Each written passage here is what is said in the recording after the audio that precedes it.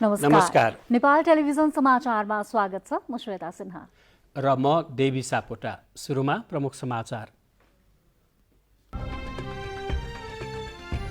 बजेटले लिएको 7% को आर्थिक वृद्धिको लक्ष्यमा सहयोग पुग्ने गरी मौद्रिक नीति सार्वजनिक कृषि क्षेत्रलाई विशेष प्राथमिकता। नेपालमा कोरोना भाइरस संक्रमणबाट थप एकजनाको मृत्यु, 101 जना नयाँ संक्रमित थपिए, 285 जना निको भई घर फिर्ता। कास्कीको माछापुच्छ्रे गाउँपालिकामा पहिरोले एकै परिवारका 3 जनाको मृत्यु, सिन्धुपाल्चोकको फुलपिङ कट्टीमा पहिरोमा पुरिएका मध्ये थप एकजनाको शव प्राप्त।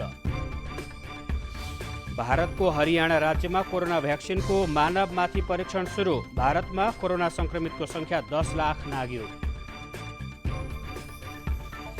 र कास्की फुटबल सङ्घमा भएको अनियमितताबारे छानबिन गर्न गठित समितिद्वारा प्रतिवेदन पेश, नियमनको अभावमा अनियमितता देखिएको निष्कर्ष। नेपाल राष्ट्र ब्याङ्कले आर्थिक वर्ष 2077-78 को मौद्रिक नीति सार्वजनिक गरेको छ। बजेटले व्यवस्था गरेको 7% आर्थिक वृद्धिको लक्ष्य कायम गर्ने र दिगो आर्थिक विकासमा सहयोग पुग्ने गरी मौद्रिक नीति सार्वजनिक गरेको हो।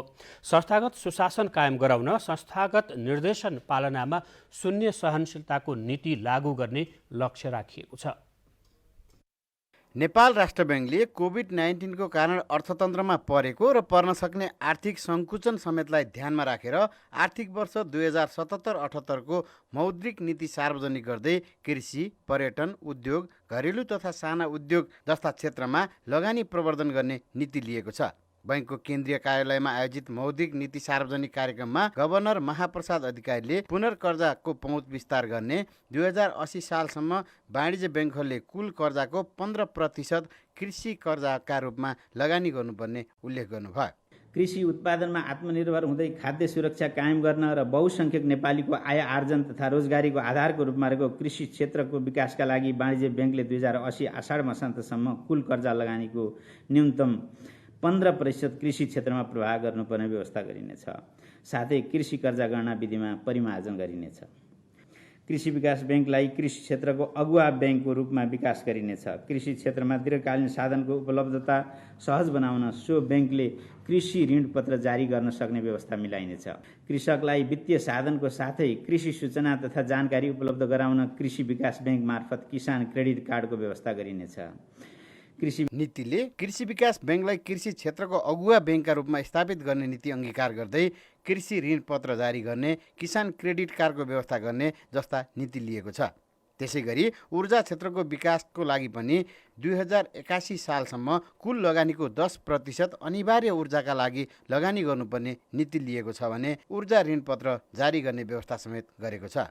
ऊर्जा आत्मनिर्भरता प्रवर्धन गर्न तथा नेपाल सरकारले 15औं योजना अवधिमा राखेको 5000 मेगावाट जलविद्युत उत्पादनको लक्ष्यलाई सहयोग पुर्याउन वाणिज्य ब्याङ्कहरूले 2081 आषाढ मसान्तसम्म आफ्नो कुल कर्जा लगानीको न्यूनतम 10% ऊर्जा क्षेत्रमा लगानी गर्नुपर्ने व्यवस्था मिलाइनेछ।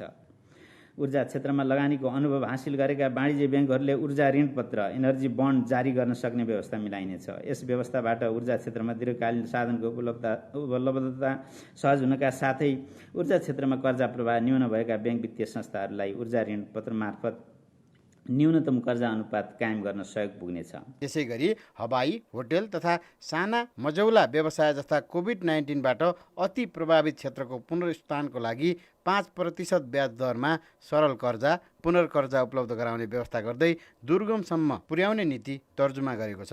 कोभिड-19 प्रकोपका कारण अर्थतन्त्रमा परेको असरलाई मध्यनजर राख्दै उत्पादन अभिवृद्धि, रोजगारी सृजना र उद्यमशीलता विकासका लागि विद्यमान सहुलियतपूर्ण कर्जा कार्यक्रम सरल रूपमा कार्यान्वयन हुने व्यवस्था मिलाइनेछ। ब्याङ्क तथा वित्तीय संस्थाबाट तोकिएका क्षेत्रमा यस्तो कर्जा ऋणलाई 5% ब्याज दरमा उपलब्ध हुनेछ। सहुलियतपूर्ण कर्जा प्रवाहमा प्रदेशगत सन्तुलन कायम गर्नका साथै लक्षित क्षेत्र र वर्गमा कर्जा पहुँच सुनिश्चित गर्ने उद्देश्यले वाणिज्य ब्याङ्कले कम्तीमा 500 वा न्यूनतम प्रतिशाखा 10 र राष्ट्रिय स्तरका विकास ब्याङ्कले कम्तीमा 300 वा न्यूनतम प्रतिशाखा 5 मध्ये जुन बढी हुन्छ सोही सङ्ख्यामा कर्जा प्रवाह गर्नुपर्ने व्यवस्था गरिनेछ।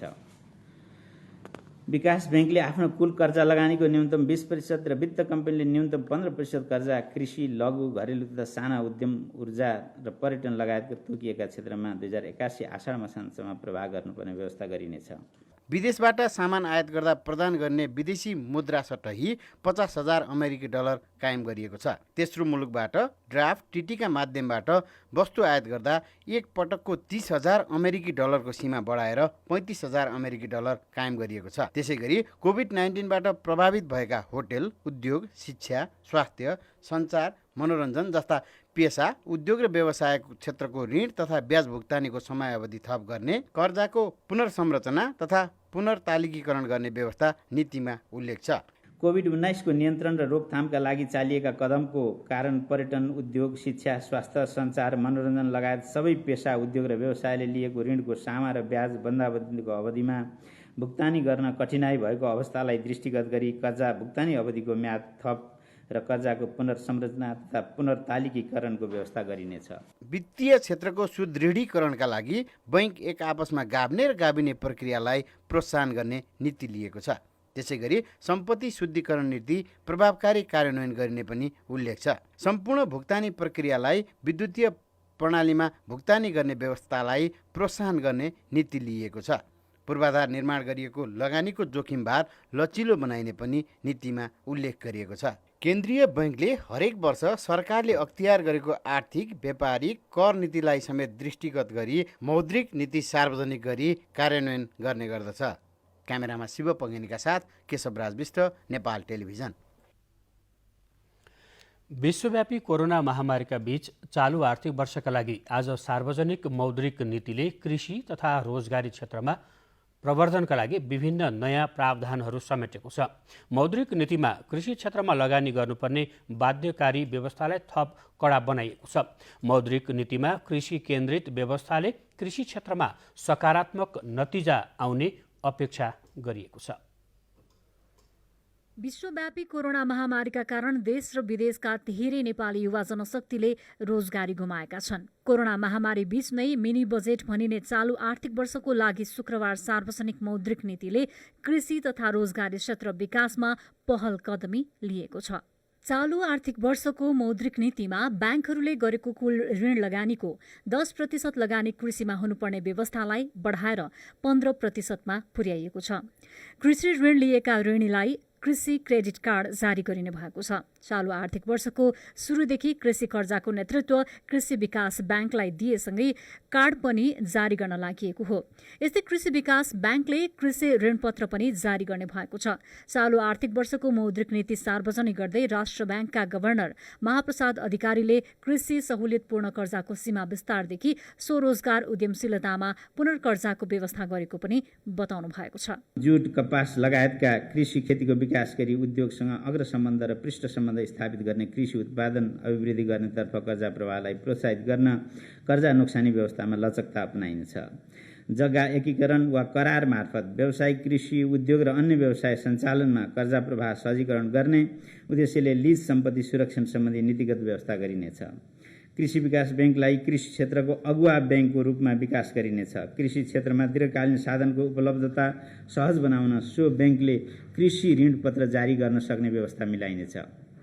यस व्यवस्थाले कृषि क्षेत्रमा थप वित्तीय साधन परिचालन हुनुका साथै ब्याङ्क तथा वित्तीय संस्थाहरूलाई कृषि ऋणपत्रमा लगानी मार्फत तोकिएको कृषि कर्जा अनुपात कायम गर्न सहज हुने विश्वास गरिएको छ। ब्याङ्क तथा वित्तीय संस्थाहरूले एक आपसमा गर्दै आएको कृषि कर्जा खरिद बिक्रीको व्यवस्थालाई थप सरलीकरण गरिनेछ। कृषकलाई वित्तीय साधनको साथै कृषि सूचना तथा जानकारी उपलब्ध गराउन कृषि विकास ब्याङ्क मार्फत किसान क्रेडिट कार्डको व्यवस्था गरिनेछ। कृषि विकास ब्याङ्कका तालिम केन्द्रहरू मार्फत कृषि तालिम विस्तार गर्न आवश्यक संस्थागत एवं संरचनागत व्यवस्था मिलाइनेछ। यस्तै चालू आर्थिक वर्षदेखि कृषि कर्जा गणना विधि पनि फेरिने भएको छ। नगदे फलफूल, रेशम, जुट तथा कपास खेतीमा प्रोत्साहन गर्न कर्जा नोक्सानी व्यवस्थामा लचकता अपनाइएको छ। जग्गा एकीकरण, करार वा लिज मार्फत व्यावसायिक कृषि उत्पादन बढाउन लिज सम्पत्ति संरक्षण सम्बन्धी कानूनी व्यवस्था गरिने गभर्नर अधिकारीले बताउनुभयो। चालु आर्थिक वर्षको मौद्रिक नीतिमा कृषि विकास ब्याङ्क मार्फत तालिम वृद्धि गर्न संरचनागत व्यवस्था मिलाइने पनि उल्लेख छ। यस्तै लघु, मध्यम तथा साना उद्यम मार्फत रोजगारी सिर्जना गर्न वाणिज्य ब्याङ्कहरूले गर्ने लगानीको सीमा पनि बढाइने भएको छ। Shweta Sinha, Nepal television, Kathmandu. Nepal communist party Nekapa स्थायी कमिटिको आज बस्ने भनिएको बैठक साउन 4 गतेका लागि सरेको छ। आज 3 बजे बोलाइएको बैठक साउन 4 गते सारिएको प्रधानमन्त्रीका प्रेस सल्लाहकार सूर्य थापाले जानकारी दिनुभयो। पार्टीभित्रको मतभेद अन्त्य गर्न उच्च तहमा छलफल र परामर्श भने जारी नै छ। यसैबीच नेकपा सचिवालय बैठक भोलि अपराह्न 3 बजे बस्ने पनि जानकारी प्राप्त भएको छ।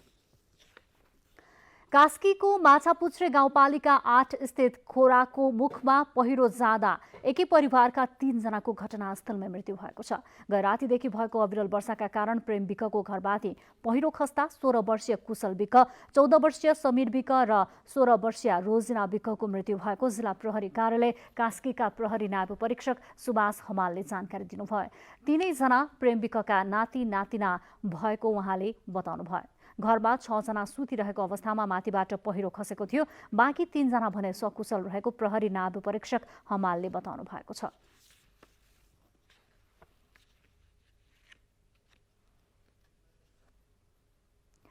सिन्धुपाल्चोकको फुलपिङ कट्टीमा हिजो गएको पहिरोमा हराइरहेका मध्ये 1 जनाको शव आज फेला परेको छ।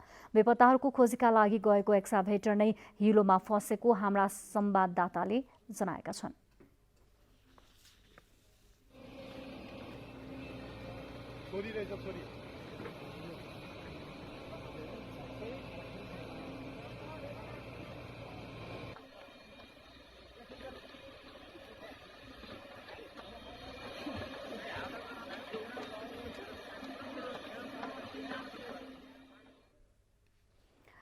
कोरोना भाइरसका कारण थप 1 जनाको मृत्यु भएको छ भने नेपालमा कोरोना संक्रमितहरू थपिने दर पनि कम भएको छ। यी लगायतका अन्य समाचार लिएर एकैछिनमा उपस्थित हुनेछौँ। यो छोटो व्यापारिक विश्रामपछि समाचारमा फेरि यहाँलाई स्वागत छ। विश्रामपछि समाचारमा स्वागत छ। नेपालमा कोरोना भाइरस संक्रमणबाट थप 1 जनाको मृत्यु भएको छ। मृत्यु हुनेमा सप्तरी राजविराजका 73 वर्षीय पुरुष रहेका छन्। यो सँगै नेपालमा कोरोना भाइरस संक्रमणबाट मृत्यु हुनेको संख्या 40 पुगेको छ। पछिल्लो 24 घण्टामा नेपालमा 101 जना नयाँ संक्रमित थपिएका छन्। यो सँगै जम्मा संक्रमितको संख्या 17,445 पुगेको स्वास्थ्य तथा जनसङ्ख्या मन्त्रालयले जनाएको छ। विगत 24 घण्टामा 4,688 जनाको पीसीआर विधिबाट नमुना परीक्षण गर्दा विभिन्न जिल्लामा गरी थप 101 मा कोरोना भाइरसको संक्रमण पुष्टि भएको हो। भाइरस संक्रमणका कारण थप 1 जनाको मृत्यु भएको छ। सप्तरी राजविराजका 73 वर्षीय पुरुषको बीपी कोइराला स्वास्थ्य विज्ञान प्रतिष्ठान धरानमा उपचारको क्रममा मृत्यु भएको स्वास्थ्य तथा जनसङ्ख्या मन्त्रालयले जनाएको छ। आजको जम्मा संक्रमित हुनेहरूको संख्या 101 छ। 1 जना संक्रमितको निधन भएको छ। यो सँगै मृत्यु हुनेको जम्मा संख्या 40 पुगेको छ। हालसम्म देशभरि पुष्टि भएका संक्रमितको कुल संख्या 17,445 पुगेको छ। तीमध्ये 11,534 जना संक्रमितहरू भाइरस मुक्त भएर घर फर्किएका छन्। यस्तै मन्त्रालयले समुदायमा कोरोनाको संक्रमण नदेखिएको र संक्रमण घट्दै गए पनि कोरोनाको जोखिम नघटेको भन्दै शहरमा पछिल्ला दिनमा देखिन थालेको भिडभाडप्रति चिन्ता व्यक्त गरेको छ। सार्वजनिक यातायातका साधनहरू चल्न थालेका छन्। विभिन्न कार्यालयहरू र सार्वजनिक स्थल, बैंक, सभा, हस्पिटल, बैठक, सभा सम्मेलनहरूमा बिस्तारै भिडभाड बढ्दै गएकोमा हामी चिन्तित छौँ। गत असार 19 गते सर्वाधिक 740 जनामा संक्रमण पुष्टि भएको थियो। त्यसपछि दैनिक पुष्टि हुने संक्रमितहरूको संख्या घट्दै गइरहेको छ। राम थापाको साथमा राजेन्द्र पोखरेल, नेपाल टेलिभिजन। नेपालमा कोभिड-19 का कुल संक्रमित मध्ये हालसम्म 11,534 जना अर्थात् 66.12% संक्रमित डिस्चार्ज भएसँगै सक्रिय संक्रमित भन्दा संक्रमण मुक्त हुनेको संख्या बढी भएको छ। संक्रमण मुक्त भएर घर फर्किए पनि 7 दिन घरमा अनिवार्य क्वारेन्टिनमा बस्नुपर्ने स्वास्थ्य तथा जनसङ्ख्या मन्त्रालयले जनाएको छ। नेपालमा कोरोनाका सक्रिय संक्रमित भन्दा संक्रमण मुक्त हुनेको संख्या बढी भएको छ। शुक्रबार 101 जनामा कोरोना संक्रमण पुष्टि हुँदा 285 जना भने डिस्चार्ज भएका छन्। शुक्रबारसम्म 11,534 जना कोरोना संक्रमण मुक्त भई डिस्चार्ज भएका छन् भने सक्रिय संक्रमित 5,871 जना मात्र रहेको स्वास्थ्य तथा जनसंख्या मन्त्रालयले जनाएको छ। कुल संक्रमित मध्ये हालसम्म 66.12% संक्रमित संक्रमण मुक्त भएका छन्। हालसम्म सबैभन्दा धेरै प्रदेश 5 मा डिस्चार्ज भएका छन्। डिस्चार्ज हुनेहरूमा प्रदेश 1 मा 744 जना, प्रदेश 2 मा 2,588 जना, बागमती प्रदेशमा 413 जना र गण्डकी प्रदेशमा 946 जना छन्। यस्तै प्रदेश 5 मा सबैभन्दा धेरै 3,692 जना संक्रमित संक्रमण मुक्त भई डिस्चार्ज भएका छन्। यसैगरी कर्णाली प्रदेशमा 1,492 र सुदूरपश्चिम प्रदेशमा 1,659 जना संक्रमण मुक्त भई घर फर्किएका छन्। डिस्चार्ज भएर घर फर्किए पनि 7 दिन घरमा अनिवार्य क्वारेन्टिनमा बस्नुपर्ने मन्त्रालयले जनाएको छ। अरू सावधानी भनेको अरू मान्छेहरूको जस्तै हो, 7 दिन चाहिँ क्वारेन्टिनमा बस्नुपर्छ। किनभने यी मान्छे रोगी होइनन्, इन्फेक्सन मात्रै भएका हुन्। यिनको रोगको लक्षण नदेखिकन ठिक भएर गएका मान्छेहरू पनि हुन्छन्। अब कति चाहिँ रोगी भएर समस्या भएर गएका छन् भने डिस्चार्जको बेला डाक्टरहरूले जे सजेसन दिनुभएको छ, किन सबैलाई रेडिमेड एन्सर हुन सक्दैन र डाक्टरहरूले दिएको सजेसन अनुसार उहाँहरूले फलो गर्नुपर्ने हुन्छ। डिस्चार्ज भएर गएकाहरू स्वयंले पनि हीनताबोध गर्न नहुने, साथै उनीहरूलाई परिवार तथा समाजका सदस्यहरूले सम्मानजनक व्यवहार गर्न मन्त्रालयले आग्रह गरेको छ। तपाईहरू हीनताबोध नराख्नुहोस् मनमा। भाइरल इन्फेक्सन न हो, ट्रिटमेन्ट नभएको भएर नि डेन्जरस भएको। तपाईँ त भाग्यमानी हुनुहुन्छ, यो रोगबाट बाँचेर घर फर्किनु भयो। तपाईँ खुसी हुनुहोस्, दुःखी नहुनुहोस् भन्छु बिरामीहरूलाई। र 7 दिनको आरामपछि तपाईँले आफ्नो कामकाज एक्टिभिटीमा अगाडि बढ्न हुन्छ भने सक्नुहुन्छ। अर्को कुरा, घर परिवारका समाजका मान्छेहरूलाई पनि हाम्रो सुझाव छ। यी मान्छे कुनै दोषी होइनन्, कुनै क्राइम गरेका मान्छे होइनन्। यी त सङ्क्रमित मात्रै भएका हुन्, रोगी पनि भएका होइनन् यिनीहरू त, होइन। उनीहरूलाई घरमा बस्न नदिने, खान नदिने, घरबाट निकालेर फेरि आइसोलेसन सेन्टर अस्पतालमा लग्ने, जबरजस्ती गर्ने, यस्तो काम गरिरहेछन्। राम्रोसँग रेस्पेक्ट दिएर घरमा राख्नु पर्यो। डिस्चार्ज हुनेको संख्या बढेसँगै क्वारेन्टिन र आइसोलेसनमा रहनेको संख्या पनि घटेको छ। संक्रमणलाई समुदाय स्तरमा फैलन नदिनका लागि भिडभाड बढी हुने स्थानमा परीक्षणको दायरा अझै बढाउने योजना मन्त्रालयको छ। क्यामेरामा राम थापाका साथ छहरा दवाडी, नेपाल टेलिभिजन समाचार, काठमाडौँ। प्रसङ्ग कोरोना संक्रमणकै। कोरोना संक्रमणको जोखिम कायमै रहेको अवस्थामा पनि सावधानीका उपाय अवलम्बन गर्दै अहिले सरकारी तथा निजी कार्यालयहरू सञ्चालनमा आइसकेका छन्। कतिपय कार्यालयहरूमा त सेवाग्राहीको भिड नै देखिन थालेको छ। यस्तो अवस्थामा कसरी सुरक्षित भएर काम गर्नुपर्छ त भन्ने बारेमा तयार पारिएको प्याकेज कोरोना केयर अबको प्रस्तुतिमा।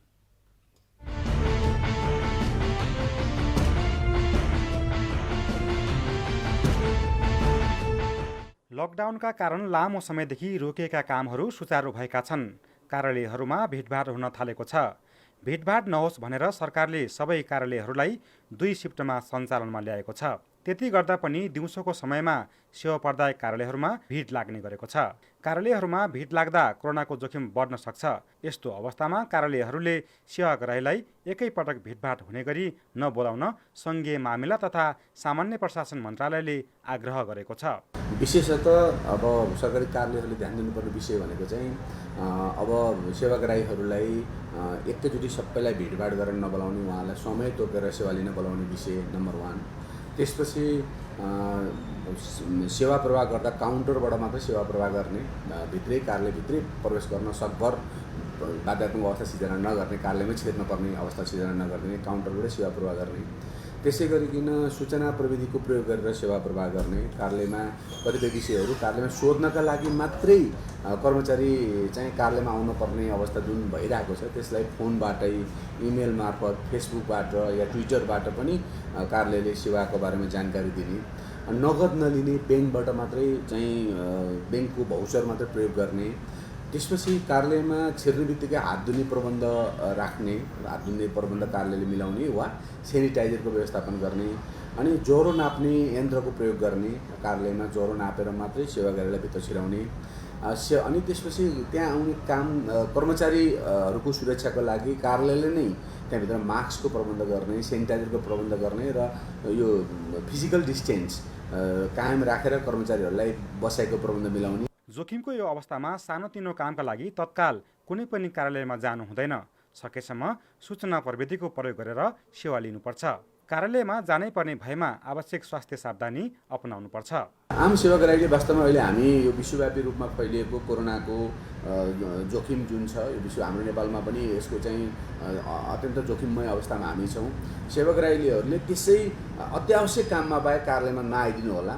तपाईँको काम कुनै म्याद गुज्रिएको छ भनेर समय व्यतीत भइसकेको छ, समयमा कर नतिर्दा तपाईँहरू जरिवाना तिर्नुपर्ने अवस्था हुनसक्छ, नवीकरण नगरेको कारणले जरिवानाको भागीदार हुनुपर्ने अवस्था र अन्तिम अवस्था पुगिसकेको छ, नहुने अवस्था छ भने मात्रै कार्यालयमा गइदिनु होला। अन्यथा त्यत्तिकै कार्यालयमा हेर्नको लागि, घुम्नको लागि, केही सामान्य कुरा सोध्नको लागि पनि कार्यालयमा भिडभाड नगरिदिनु हुन म सबै सेवाग्राहीहरूलाई अनुरोध गर्न चाहन्छु। र कार्यालयमा जाँदा अनिवार्य रूपमा मास्क प्रयोग गरिदिने, आफू पनि सचेत हुने, आफै सचेत हुने। त्यहाँ गइसकेपछि कार्यालयले मलाई व्यवस्थापन गर्छ भन्ने सोच्ने होइन कि सेवाग्राही आफैले आफ्नो सुरक्षाको प्रबन्ध गर्नुपर्छ भन्ने चाहिँ मलाई लाग्छ। यति गरियो भने पनि केही जोखिमबाट हामी बच्न सकिन्छ। हुन त अहिले धेरै कार्यालयहरूले सरकारले निर्धारण गरेको मापदण्ड पूरा गरेका छन्, तर कतिपय कार्यालयले मापदण्ड पालना नगरेको भए पनि त्यसको पालना गर्नुपर्दछ। त्यति मात्र होइन, स्वयं सेवाग्राहीले पनि नियमको पालना गर्नुपर्छ। कतिपय कार्यालयहरूमा त्यो मापदण्ड फलो भएको हामीले पाएका छौँ। यदि कसैले फलो नगरेको भए यसमा अब वास्तवमा यो अझ पनि कोरोनाको जोखिमको कहर अझ पनि सकिसकेका छैन। सबै सचेत हुनैपर्छ। यो स्वास्थ्य सम्बन्धी प्रोटोकल सबै कार्यालयले र त्यहाँ जाने सेवाग्राहीहरूले पनि पालना गर्नुपर्छ। सेवाग्राहीले पनि भिडभाड नगरिदिने, सेवाग्राही आफै चाहिँ लाइनमा बस्दा सोसियल डिस्टेन्स कायम राखेर लाइनमा बस्दिने, यो विषयमा चाहिँ सेवाग्राहीले पनि ध्यान दिनुपर्छ। कोरोना संक्रमणको जोखिम कायमै रहेको अवस्थामा स्वास्थ्य सावधानी नअपनाई कुनै पनि कार्यालय र बजारमा जानु हुँदैन। कार्यालयमा काम गर्नेहरूले पनि भौतिक वा शारीरिक दूरी कायम गर्नुपर्दछ। विशेष गरी कार्यालय प्रमुखले अग्रसरता लिएमा जोखिम न्यूनीकरण गर्न सकिनेछ। सम्बन्धित कार्यालयले, सेवाग्राही स्वयंले पनि अब यो यस्ता विषयमा अब रेगुलर अनुगमन गरेर पछि लाएर नै यो चाहिँ कन्ट्रोलमा आउँछ भन्ने विषय होइन। हरेक हरेक व्यक्तिसँग सरोकारित विषय भएको र व्यक्ति नै जोखिम सङ्क्रमणको जोखिममा पर्न सक्ने भएको हुनाले त्यहाँ जाने सेवाग्राही, त्यहाँका कर्मचारी र त्यहाँको कार्यालय प्रमुखले र सम्बन्धित तालुक भनेको माथिका निकाय जस्तो विभाग या मन्त्रालयले यो कुरोको चाहिँ फलोअप गर्नुपर्छ। त्यहाँ यो स्वास्थ्य सम्बन्धी प्रोटोकलको फलो भएको छ कि छैन भनेर अनुगमन गरिनुपर्छ। काम गर्ने सिलसिलामा पनि हरेक व्यक्ति सङ्क्रमित भएको हुन सक्ने आशंका गर्नुपर्छ। सेवाग्राही अत्यावश्यक काम बाहेक कार्यालयमा जानु हुँदैन। कार्यालयमा जाँदा आवश्यक सावधानी अपनाए कोरोनाको जोखिम कम गर्न सकिन्छ।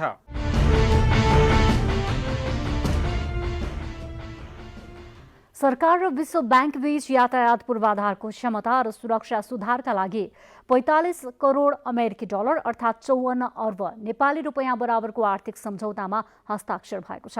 अर्थ मन्त्रालयमा भएको कार्यक्रममा अर्थमन्त्री डाक्टर युवराज खतिवडाको रोहबरमा नेपाल सरकारका तर्फबाट अर्थ सचिव शिशिर कुमार ढुङ्गाना र विश्व ब्याङ्कका तर्फबाट राष्ट्रिय निर्देशक फारिस हदाद जार्भोसले हस्ताक्षर गर्नुभयो। कार्यक्रममा सम्बोधन गर्दै अर्थमन्त्री खतिवडाले विशेष गरी कोभिड-19 पश्चातको अवस्थामा आर्थिक वृद्धिलाई द्रुत र दिगो बनाउन आयोजना केन्द्रित हुने बताउनुभयो।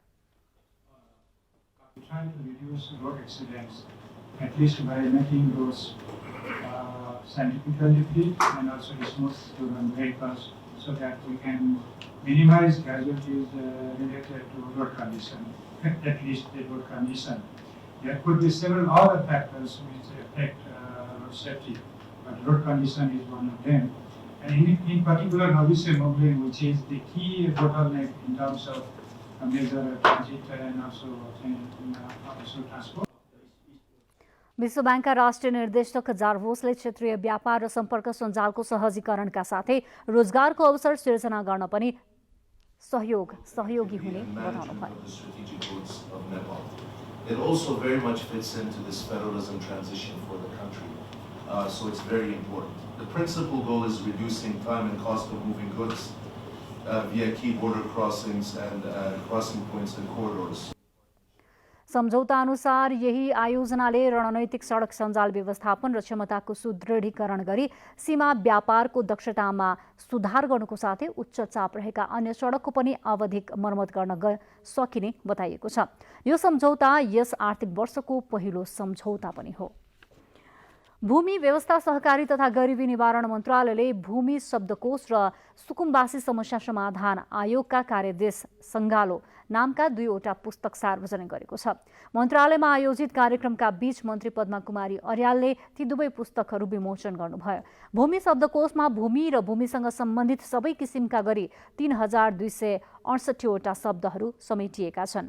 मन्त्रालयले 2070 सालमा नै भूमि शब्दकोश सार्वजनिक गरेको र त्यसको दोस्रो संस्करण पनि आइसकेको भए पनि परिवर्तित सन्दर्भमा धेरै नयाँ शब्दहरूलाई परिभाषित गर्नुपर्ने भएकाले परिमार्जन सहितको नयाँ शब्दकोश तयार पारिएको मन्त्रालयले जनाएको छ। विमोचित भूमि शब्दकोशमा नेपालको नयाँ नक्सा र त्यसले समेट्ने लिम्पियाधुरा लगायतका भूमिको नाम पनि समेटिएको छ। त्यसबखत मन्त्री अर्यालले नयाँ शब्दकोशले भूमि सम्बन्धी अस्पष्टता नरहने विश्वास व्यक्त गर्नुभयो। भएका इतिहासहरूलाई लिपिबद्ध गर्नको निम्ति अब हामीले त्यो क्षेत्र सिङ्गो सीमासित जोडिएका विषयका साथमा अनि त्यो क्षेत्रको अलिक विस्तृत ढङ्गले एउटा पुस्तकमा लिपिबद्ध गर्नुपर्छ भनेर हामीले नापी विभागको तर्फबाट प्रदान पनि गरेका छौँ। कालापानी लिम्पियाधुरा क्षेत्रसम्मका भएका इतिहासहरूलाई ऐतिहासिक पक्षहरूलाई राखेर हाम्रा तथ्य प्रमाणहरूलाई राखेर अब हामी फेरि निकट भविष्यमै त्यो किताब पनि प्रकाशित गरेर बाहिर ल्याउने छौँ।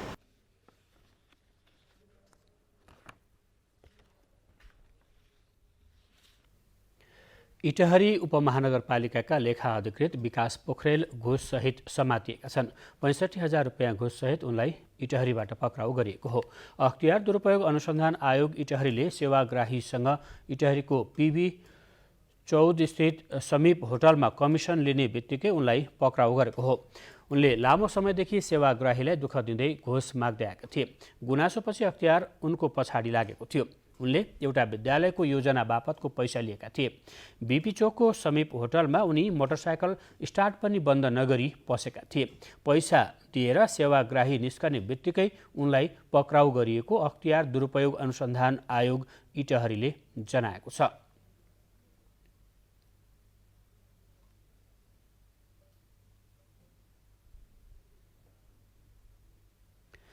प्रसङ्ग पक्राउकै झण्डै 8 करोड रुपियाँ ठगी गरी भागेका चन्दन जिन्दललाई भक्तपुरमा लुकिरहेको अवस्थामा पक्राउ गरिएको महानगरीय अपराध महाशाखा काठमाडौँले जनाएको छ।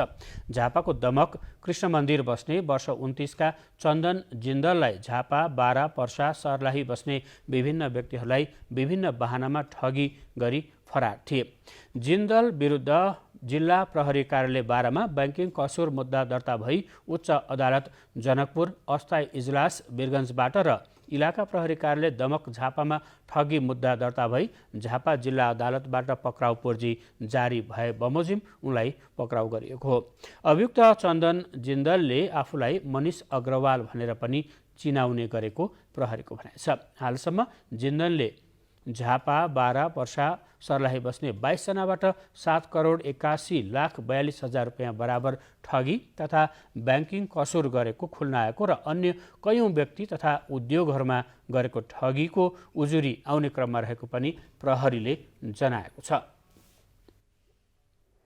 सर्वोच्च अदालतमा गत आर्थिक वर्षमा मुद्दाहरूको फर्स्यौट पछिल्लो वर्षको भन्दा 2.43% बढेको छ। आर्थिक वर्ष 2076-77 मा भएका कामहरूको विवरण सार्वजनिक गर्दै सर्वोच्च अदालतले गत वर्षमा पछिल्ला वर्षहरूभन्दा 1566 वटा मुद्दाहरू बढी फर्स्यौट भएको जनाएको छ। कार्यक्रममा सर्वोच्च अदालतका मुख्य रजिस्ट्रार नृपध्वज निरौलाले कोभिड-19 महामारीबाट उत्पन्न प्रतिकूल अवस्थामा पनि मुद्दा फैसलाको संख्या बढेकोमा सन्तोष प्रकट गर्नुभयो। पुराना मुद्दाहरू जुन 3 वर्ष नआएका रिटहरू, 5 वर्ष नआएका मुद्दाहरू छन्, त्यसलाई प्राथमिकता साथ सुनवाई गर्नको लागि पूरक पेशी अर्थात् साप्ताहिकमा नचढाए मुद्दाका पक्षहरूको चाहिँ अब तारिफ उहाँहरूले लिइसकेपछि हामीले दैनिक पेशी सूचीबाट पनि चढाउने गरेका छौँ। त्यो किन गरियो त भन्दाखेरि त्यसले प्राथमिकता पाओस् भनेर हो। त्यसमा हामीले नेपाल बारसँग पनि छलफल गरेका छौँ। हाल फर्स्यौट हुन बाँकी मुद्दाहरूको कुल सङ्ख्या 1,22,419 रहेको छ। गत आर्थिक वर्षमा कुल 1,01,927 मुद्दाहरू फैसला भएका थिए। सो आर्थिक वर्षमा लगत कायम भएका 43,058 मुद्दाहरूमध्ये 23,130 फैसला भएको बताइएको छ। सर्वोच्चले कोभिड-19ले पारेको प्रभावलाई सम्बोधन गर्न बन्दाबन्दीको अवधिलाई न्यायिक काम कारबाहीको सम्बन्धमा शून्य अवधि घोषणा गरेको छ। गण्डकी प्रदेश सरकारले पोखरा महानगरपालिकाको मोहरिया स्थित लायन्स सामुदायिक अस्पतालको स्वामित्व ग्रहण गरेको छ। नेपाल सरकारबाट 15 शय्याको स्वीकृति प्राप्त गरी सञ्चालनमा रहेको सो अस्पतालसँग हाल 50 शय्या क्षमता रहेको छ। प्रदेश सरकारको स्वामित्वमा आएपछि अब अस्पताललाई संक्रामक तथा सरुवा रोग अस्पतालका रूपमा सञ्चालन गरिने भएको छ। स्वामित्व हस्तान्तरण कार्यक्रममा गण्डकी प्रदेशका मुख्यमन्त्री पृथ्वी सुब्बा गुरुङले अस्पताललाई अब प्रदेश सरकारले सुविधा सम्पन्न संक्रमण तथा सरुवा रोग अस्पतालको रूपमा व्यवस्थित गरी सञ्चालन गर्नुपर्ने बताउनुभयो। अस्पतालको हाता करिब 100 रोपनी क्षेत्रफलमा फैलिएको छ। शिक्षा र स्वास्थ्य क्षेत्रमा हामीले जुन चाहिँ संविधानमा जे खालको चाहिँ हामीले महत्त्व दिएको छ त्यस ढङ्गले बजेट छुट्याएको छ। विद्युतीय सञ्चार माध्यमको सङ्ख्या बढेसँगै पत्रकार आचार संहिता उल्लङ्घन सम्बन्धी उजुरी समेत बढ्न थालेको छ। प्रेस काउन्सिल नेपालमा छापा माध्यमभन्दा अनलाइन तथा युट्युब च्यानलका सम्बन्धमा परेका उजुरीले यसलाई पुष्टि गरेको छ। नेपालको पत्रकारिता क्षेत्रमा सङ्ख्यात्मक वृद्धि भए पनि गुणात्मक विकासमा समस्या देखिएको धारणा पत्रकारिता क्षेत्रका विज्ञहरूको छ। प्रेस काउन्सिल नेपालद्वारा आयोजित कार्यक्रमका वक्ताहरूले स्वतन्त्र पत्रकारिताका नाममा बिना दर्ता र जथाभावी रूपमा सञ्चालनमा रहेका अनलाइन तथा युट्युब च्यानलहरूलाई नियमन गर्नुपर्ने बताउनुभयो। मूलधारका सञ्चार माध्यमहरूले समेत कोरोना लगायतका विषयमा गलत र भ्रमयुक्त समाचार सम्प्रेषण गर्ने गरेको तर्फ ध्यान दिनुपर्ने सुझाव उहाँहरूको थियो। आचार संहिताभित्र हामी केन्द्रित भयौँ भने धेरै कुराको जवाफ चाहिँ यसैले दिन्छ। आचार संहितालाई पढ्ने एकपल्ट खरेर पढ्ने जाँगर पनि भएको देखिँदैन। भइदिएको भए त्यस्तो गल्तीहरू हुँदैन थियो, त्यस्तो हेलसक्राइहरू हुँदैन थियो। प्रेस स्वतन्त्रतालाई हामीले अत्याधिक भन्दा पनि त्यो लाइनभन्दा धेरै परहरू भोगेका छौँ। हामी त प्रेस स्वतन्त्रतामा सबभन्दा बढी पीडितहरूमध्ये पर्छौँ है। त्यो बडो अप्ठ्यारो समयमा पनि काम गरे हुनाले हामीलाई के अनुभवहरू छ। तर जब नेपालमा तपाईँ हामीले नै सङ्घर्ष गरेर ल्याएको हो लोकतन्त्र भन्नुहोस् प्रजातन्त्र भन्नुहोस् यो आइसकेपछि त्यही जगत अलिकति बढी गैर जिम्मेवार देखिएको छ। अब यसलाई जिम्मेवार बनाउने मेकानिजम मध्येमा चाहिँ हाम्रो प्रेस काउन्सिल पनि पर्छ। हेडलाइनमा कम्तीमा आत्महत्या नलेखौँ हामी, मलाई लागेको छ। किनभने त्यो हुँदैन भन्ने भइसक्यो। वर्षक त तलैसम्म पनि आत्महत्या भन्नु पर्दैन, आत्महत्या न्युज पनि होइन। अनि आत्महत्या गरेको कुरालाई फिगरेटिभ ढङ्गले यसरी गर्यो यसो गर्यो भनेर सारा वर्णन राख्ने खालको त झन् हुँदैन। तर सेलिब्रिटी छ जसको मृत्युको समाचार दिनुपर्छ भने मृत्यु मात्रै भन्ने पनि पुग्छ। बिहेभियर चेन्ज अथवा कोरोनालाई जित्नको लागि कोपिङ मेकानिजम जस्तो छ नि त, धेरै नहिँड्नु बाहिर नजानु, यो खालको मेसेज चाहिँ कतिको गएको छ, मान्छेले त्यसलाई इन्टरनलाइज गर्ने कुरा कतिको भएको छ भन्ने कुरा मलाई एउटा भन्न मन लागेको थियो। त्यस बखत प्रेस काउन्सिलका कार्यवाहक अध्यक्ष किशोर श्रेष्ठले दर्ता नभएका र आचार संहिता विपरीत काम गर्ने 101वटा अनलाइनलाई नेपालभित्र सम्प्रेषण हुन नसक्ने गरी कारवाही गरिएको जानकारी दिनुभयो। अस्ति भर्खर पनि एउटा हाम्रो सामान्य प्रधानमन्त्रीको बारेमा चाहिँ DBC ब्याङ्कमा 55 लाख $30 चाहिँ जम्मा भएको चिनिया कनेक्सन त्यो पनि कसरी हुँदो रहेछ, कसरी फेब्रिकेटेड भयो स्टोरी हामीसँग छ। त्यो त्यसको प्रश्नपछि नै पारमा यो म्यानिपुलेटेड हुँदो रहेछ। छिमेकीको द्वन्द्वमा छिमेकीले कसरी कोभर्ड वार सुरु गर्छ भन्छ नि, साइ वार भन्छ, त्यस्तो चाहिँ कसरी हुँदो रहेछ भन्ने कुरा हामीसँग केही प्रमाणहरू पनि छ। भारतीय प्रेस काउन्सिललाई पत्र लेख्यौँ, त्यो पत्र हामीले सिधै पनि पठायौँ, मौखिक रूपमा हामीले त्यहाँको अध्यक्षसँग कुरा गरौँ र अधिकृत रूपमा पनि हामीले पठायौँ। र त्यो एउटा सिधै भयो, अरू पराष्ट्र थ्रु हामीले पठायौँ। त्यो पराष्ट्र थ्रु गएको पत्र चाहिँ हाम्रो दूतावास दिल्ली दूतावास चाहिँ उनीहरूको विदेश मन्त्रालय प्लस प्रेस काउन्सिललाई सिधै सरकारी नै तहबाट पनि गएको छ। त्यो पनि एउटा त्यसले बेलैमा हस्तक्षेप भएको भन्ने अर्थमा होइन सरकार त्यसरी पार्ने भनेपछि चाहिँ मिडियावाला सङ्गठनहरू जनस्तरबाट ट्याक्टो डिप्लोमेसीमा जानु ठिकै भन्ने हिसाबले पोजिटिभ रेस्पोन्स पनि हामीलाई आएको छ। आचार संहिता उल्लङ्घन सम्बन्धमा काउन्सिलमा गत आर्थिक वर्षमा विद्युतीय सञ्चार माध्यमतर्फ 157वटा र छापा माध्यमतर्फ 35वटा उजुरी परेका छन्। काउन्सिलले यस आर्थिक वर्षमा प्रेस सङ्ग्रहालय स्थापना गर्ने र विभिन्न भाषामा पत्रकार आचार संहिता प्रकाशन गर्ने योजना बनाएको जानकारी त्यस बखत दिइयो। विनिता रिजालका साथ रविचन्द्र पराजुली, नेपाल टेलिभिजन। बुलेटिनमा प्रमुख समाचार पुनः एकपटक। कोरोना महामारीका बीचमा पनि विभिन्न क्षेत्रबाट सेवा र सहयोग गर्ने 17 जना व्यक्तिलाई आज काठमाडौँमा कोरोना डिफेन्स अवार्ड 2020बाट सम्मान गरिएको छ। गन्तव्य नेपालले आयोजना गरेको कार्यक्रममा जनता समाजवादी पार्टीका नेता डाक्टर बाबुराम भट्टराईले उहाँहरूलाई सम्मान गर्नुभएको हो। त्यसवखत उहाँले कोभिड-19 का कारण पर्यटन क्षेत्रमा परेको असरलाई कम गर्न सरकार थप गम्भीर बन्नुपर्ने बताउनुभयो। चितवन राष्ट्रिय निकुञ्ज र सो क्षेत्रको राष्ट्रिय वन क्षेत्रमा एक वर्षमा प्राकृतिक कारणबाट 26 गैंडा मरेका छन्। तीमध्ये निकुञ्ज क्षेत्रमा 24वटा र 2 गैंडा वन क्षेत्रमा मरेका हुन्। निकुञ्जका अनुसार अघिल्लो आर्थिक वर्ष 2075-76मा प्राकृतिक कारणले 43 गैंडा मरेका थिए। 5 वर्ष अघि प्राकृतिक कारणबाट गैंडा धेरै मरेको भए पनि चोरी सिकारीबाट गैंडा मर्ने क्रम कम हुँदै गएको निकुञ्जले जनाएको छ। पछिल्लो गणनामा निकुञ्जमा सबैभन्दा बढी 605 गैंडा देखाएको थियो। चितवन सहित बर्दिया, शुक्लाफाटा र पर्सामा गैंडाको वासस्थान रहेको छ। गत वर्ष गैंडा गणना गर्ने अन्तिम तयारी गरिएको भए पनि कोरोना प्रभावका कारण स्थगित गरिएको हो। चालु आर्थिक वर्षमा गणना गरिँदैछ। नेपालमा डिजिटल केबल टिभी सेवा दिइरहेका कम्पनीहरूले एकीकृत भएर अघि बढ्ने बताएका छन्। उनीहरूले आज काठमाडौँमा संयुक्त रूपमा पत्रकार सम्मेलन गर्दै digital TV operator association of Nepal दर्ता गर्ने तयारी गरिएको जानकारी दिएका हुन्। यद्यपि यसको कानुनी दर्ता प्रक्रिया भने सकिएको छैन।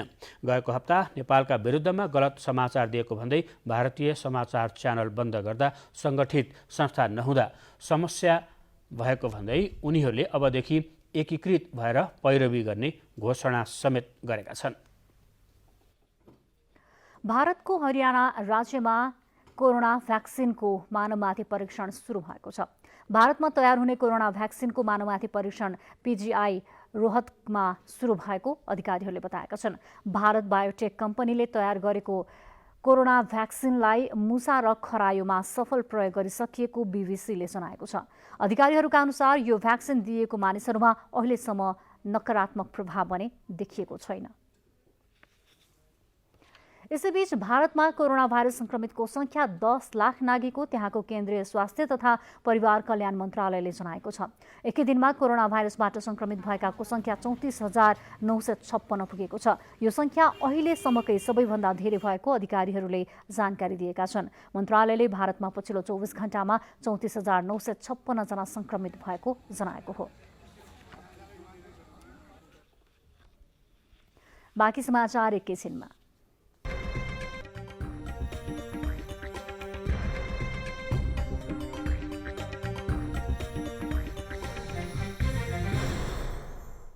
अब आर्थिक समाचार।